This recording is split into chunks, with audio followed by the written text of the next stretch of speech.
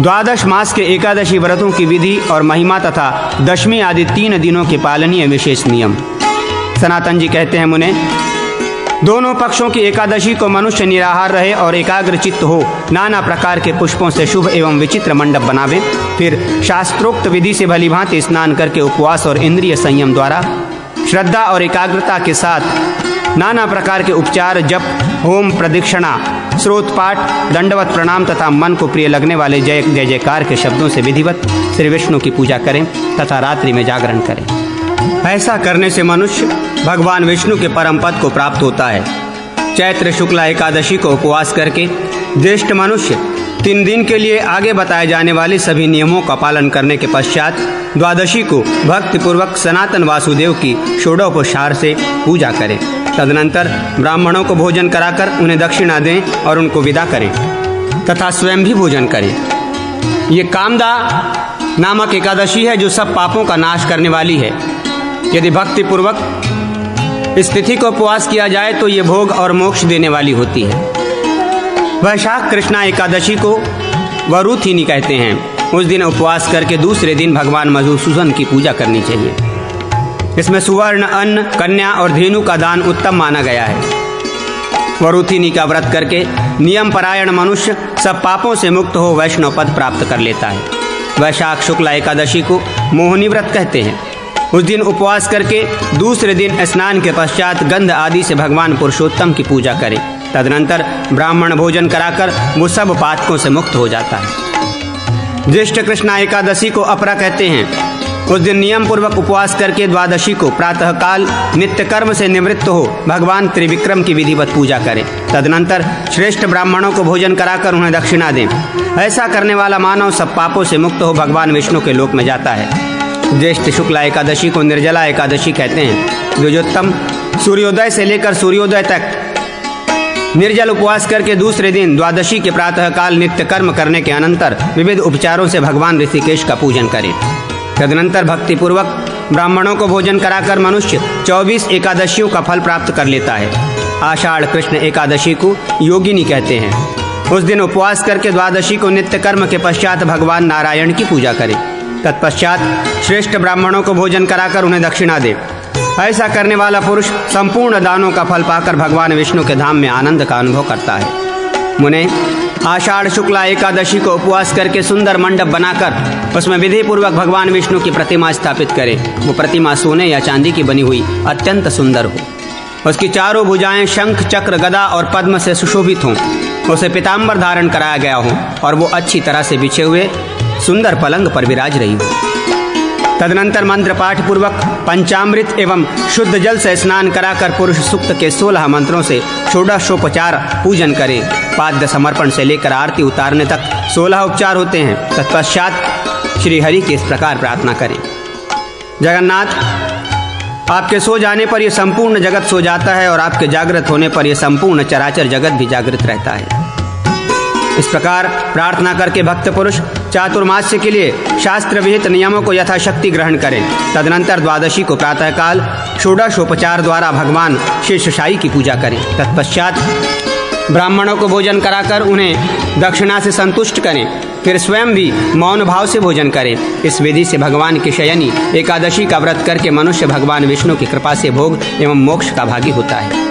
द्विजश्रेष्ठ, श्रावण के कृष्ण पक्ष में एकादशी को कामी का व्रत होता है। उस दिन श्रेष्ठ मनुष्य नियम पूर्वक उपवास करके द्वादशी को नित्य कर्म का संपादन करने के अनंतर षोडशोपचार से भगवान श्रीधर का पूजन करें। तदनंतर ब्राह्मणों को भोजन करा उन्हें दक्षिणा देकर विदा करने के पश्चात स्वयं भी भाव बंधुओं के साथ भोजन करें।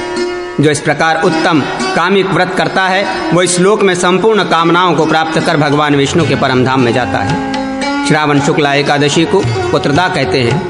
उस दिन उपवास करके द्वादशी को नियम पूर्वक रहकर षोडशोपचार से भगवान जनार्दन की पूजा करें।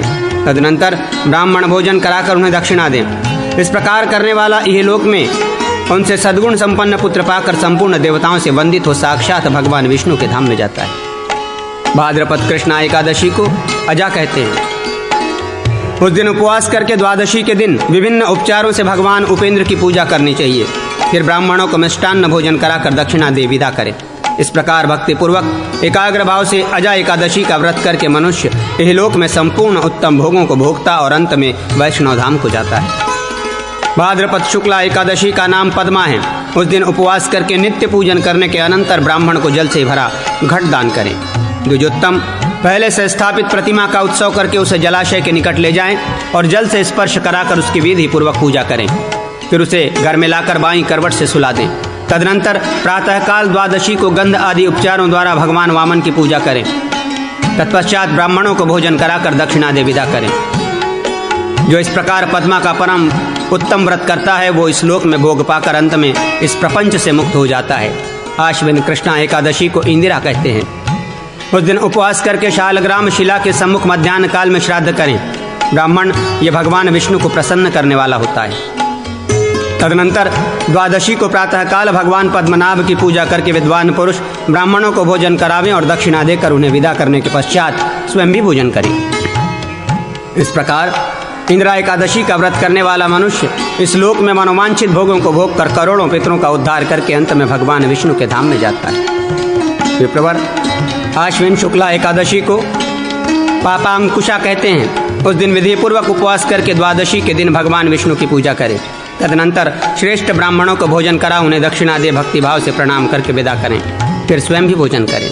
जो मनुष्य इस प्रकार भक्तिपूर्वक पापांकुशा एकादशी का व्रत करता है वो इस लोक में उत्तम भोगों को भोग कर भगवान विष्णु के लोक में जाता है। द्विश्रेष्ठ, कार्तिक कृष्ण पक्ष में रमा नाम की एकादशी को विधिवत स्नान करके द्वादशी को प्रातः काल केशी दैत्य का वध करने वाले देवताओं के भी देवता सनातन केशव की पूजा करें।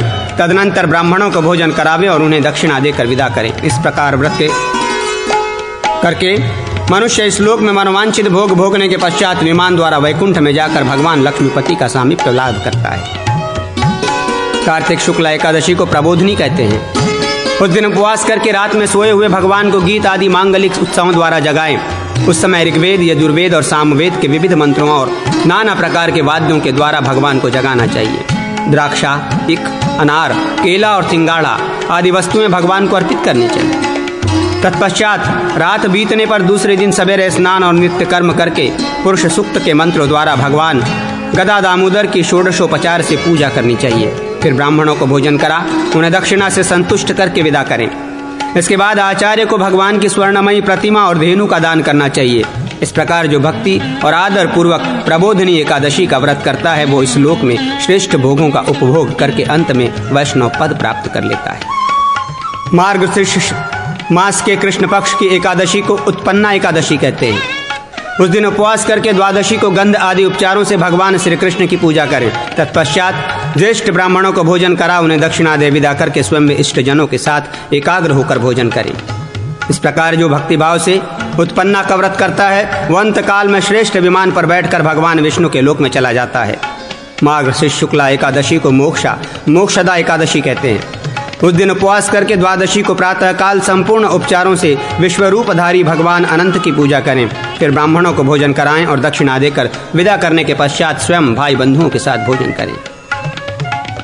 इस प्रकार व्रत करके मनुष्य इहलोक में मनोवांछित भोगों को भोग कर पहले और पीछे की 10-10 पीढ़ियों का उद्धार करके भगवान श्री हरि के धाम में जाता है। पौष मास के कृष्ण पक्ष की एकादशी को सफला कहते हैं। उस दिन उपवास करके द्वादशी को सभी उपचारों से भगवान अच्युत की पूजा करें। फिर ब्राह्मणों को मिष्टान्न भोजन करावें और दक्षिणा देकर विदा करें। ब्राह्मण, इस प्रकार सफला एकादशी का विधि पूर्वक व्रत करके मनुष्य इहलोक में संपूर्ण भोगों का उपभोग करके अंत में वैष्णव पद को प्राप्त होता है। पौष शुक्ला एकादशी को पुत्रदा कहा गया है। उस दिन उपवास करके द्वादशी के दिन अर्घ्य आदि उपचारों से भगवान चक्रधारी विष्णु की पूजा करें। फिर श्रेष्ठ ब्राह्मणों को भोजन करा दक्षिणा दे विदा करके अपने इष्ट भाई बंधुओं के साथ शेष अन्न स्वयं भोजन करें। विप्रवर, इस प्रकार व्रत करने वाला मनुष्य इहलोक में मनोवांछित भोग भोग कर अंत में श्रेष्ठ विमान पर आरूढ़ हो भगवान विष्णु के धाम में जाता है।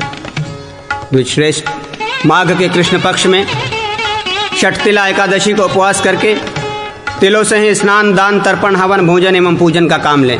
फिर द्वादशी को प्रातःकाल सब उपचारों से भगवान वैकुंठ की पूजा करें। फिर ब्राह्मणों को भोजन करा उन्हें दक्षिणा देकर विदा करें।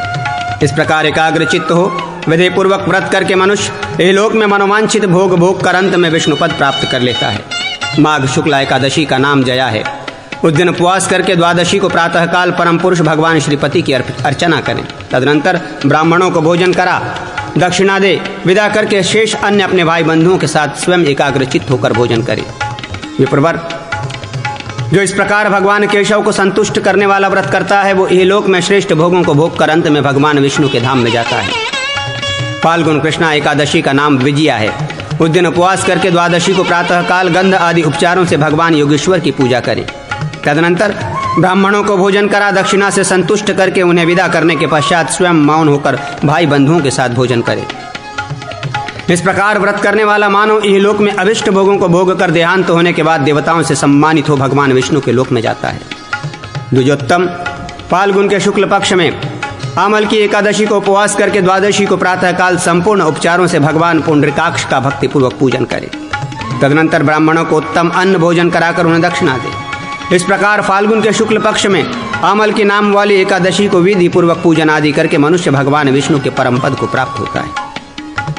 ब्रह्मन, चैत्र के कृष्ण पक्ष में पाप मोचनी नाम वाली एकादशी को उपवास करके द्वादशी को प्रातःकाल षोडशोपचार से भगवान गोविंद की पूजा करें। तत्पश्चात ब्राह्मणों को भोजन करा दक्षिणा दें, उन्हें विदा करके स्वयं भाई बंधुओं के साथ भोजन करें। जो इस प्रकार इस पाप मोचनी का व्रत करता है वो तेजस्वी विमान द्वारा भगवान विष्णु के लोक में जाता है। ब्रह्मन, इस प्रकार कृष्ण तथा शुक्ल पक्ष में एकादशी का व्रत मोक्षदायक कहा गया है। एकादशी व्रत 3 दिन में साध्य होने वाला बताया गया है। वो सब व्रतों में उत्तम और पापों का नाशक है, अतः उसका महान फल जानना चाहिए। नारद, इन 3 दिन के भीतर 4 समय का भोजन त्याग देना चाहिए। प्रथम और अंतिम दिन में 1-1 बार का और बीचले दिन में दोनों समय का भोजन त्याज्य है। अब मैं तुम्हें इन 3 दिन के व्रत में पालन करने योग्य नियम बतलाता हूँ। कांस का बर्तन, मांस, मसूर, चना, कोदो, शाक, मधु, पराय अन्न, पुनर्भोजन, 2 बार भोजन और मैथुन। दशमी के दिन इन 10 वस्तुओं से वैष्णव पुरुष दूर रहें। जुआ खेलना, नींद लेना, पान खाना, दातून करना, दूसरे की निंदा करना, चुगली खाना, चोरी करना, हिंसा करना, मैथुन करना, क्रोध करना और झूठ बोलना। एकादशी को ये 11 बातें न करें। कांस, मांस, मदिरा, मधु, तेल, झूठ बोलना, व्यायाम करना, परदेश में जाना, दोबारा भोजन, मैथुन, जो स्पर्श करने योग्य नहीं है उसका स्पर्श करना और मसूर खाना। द्वादशी को इन 12 वस्तुओं को न करें। विप्रवर, इस प्रकार नियम करने वाला पुरुष यदि शक्ति हो तो उपवास करे, यदि शक्ति न हो तो बुद्धिमान पुरुष एक समय भोजन करके रहे किंतु रात में भोजन न करे, अथवा अयाचित वस्तु बिना मांगे मिली हुई चीज़ को उपयोग करे किंतु ऐसे महत्वपूर्ण व्रत का त्याग न करें।